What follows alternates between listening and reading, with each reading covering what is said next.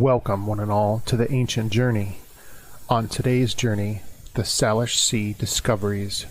But before we get started, don't forget, if you enjoy the video, please give us a like and a share, and if you're into our content, please check out the rest of the channel and subscribe. It helps grow the channel, and it keeps us producing these videos. If you've ever been to the beach, then you know the joys of finding all of the ocean's treasures washed up on the sand. As a kid, collecting seashells is a must, and when you get into later life, collecting driftwood for that perfect beach campfire is always a challenge. But sometimes the things we find on the beach aren't exactly, well, pleasant. Since 1887, numerous detached human feet have been discovered on the coasts of the Salish Sea in British Columbia and Washington. The most recent discovery came in 2019 when police on Jetty Island in Everett, Washington received a call about beachgoers finding a human foot inside of a boot. 1887 marks the first recorded incident taking place on Vancouver Island. The location of the discovery of the foot now bears the name Leg and Boot Square. In 1914, another leg is found, this time at the mouth of the Salmon River near Kimsquit.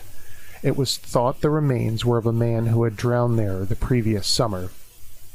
Since 2018, 15 feet have been found in British Columbia alone, and 5 more were found in the state of Washington.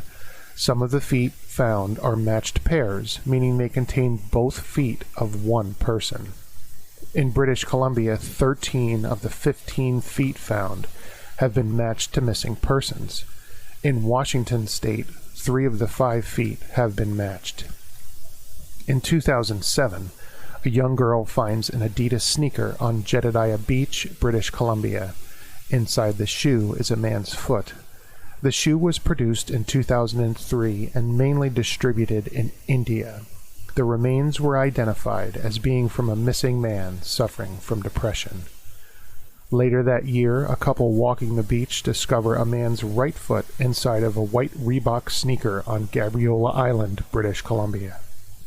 In 2008, the right foot of a 21-year-old man from Surrey, British Columbia, is found inside of a Nike sneaker on Valdez Island.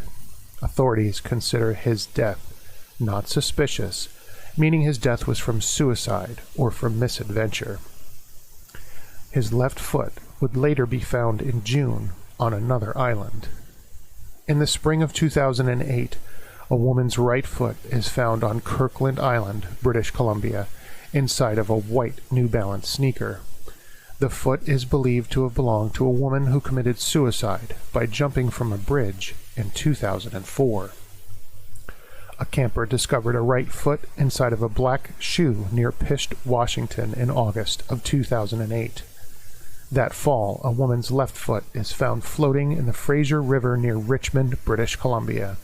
DNA analysis matches this foot to the one found on Kirkland Island, British Columbia, earlier that spring. In October of 2009, the right foot of a man is found on a beach in Richmond, British Columbia. It is identified as being from a man reported missing in 2008. A woman or a child's right foot is found in 2010 on Whidbey Island, Washington. No DNA match could be made to it. In December of that same year near Tacoma, Washington, the right foot of a child or a small man is found still inside of an Ozark Trail hiking boot. The next year, a foot was found floating in False Creek, British Columbia, inside of a blue sneaker. A man's right foot is found inside of a hiking boot by a group of campers in 2011. The campers, enjoying the outdoors at Sasamac Lake, British Columbia, found the foot of a local fisherman in a pool of fresh water.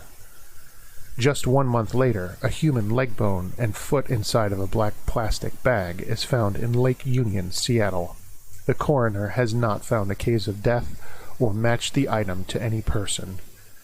About a month after that, the remains of what looked to be human bones inside of a boot were found in Vancouver, British Columbia. More feet were found in 2014, 2016, 2017, 2018, and 2019. The most recent discovery, found inside of a boot on Jetty Island, was found to have belonged to Antonio Neal, who had been missing since December of 2016. So why just feet?